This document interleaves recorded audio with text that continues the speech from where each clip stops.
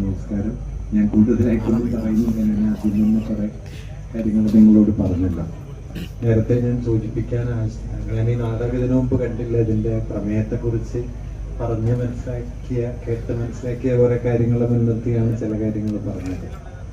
ആശയങ്ങൾ വളരെ തീവ്രമായിട്ടും വളരെ ശക്തമായിട്ടും നമ്മുടെ കാലത്തെ ഏറ്റവും തീക്ഷ്ണമായിട്ട് അഡ്രസ്സ് ചെയ്യുന്ന രീതിയിലും ആവിഷ്കരിച്ചൊരു നാടകമായിട്ട് എനിക്കത് അനുഭവപ്പെട്ടു. വളരെ സന്തോഷം.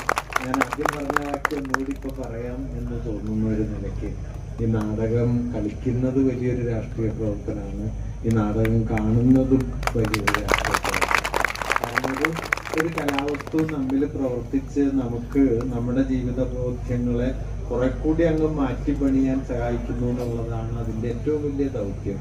അത് ഗംഭീരമായി നിർവഹിച്ച ഒരു നാടകമായിട്ട് ഇത് നമ്മൾക്കൊക്കെ മനസ്സിലാക്കാൻ കഴിഞ്ഞു. എല്ലാ തരത്തിലുള്ള സ്നേഹാശംസകളും അറിയിക്കുന്നു. കേരളത്തിൻ്റെ നാടക ചരിത്രത്തിൽ നിങ്ങൾക്ക് വലിയൊരു ഇടം എന്തായാലും ഈ നാടകം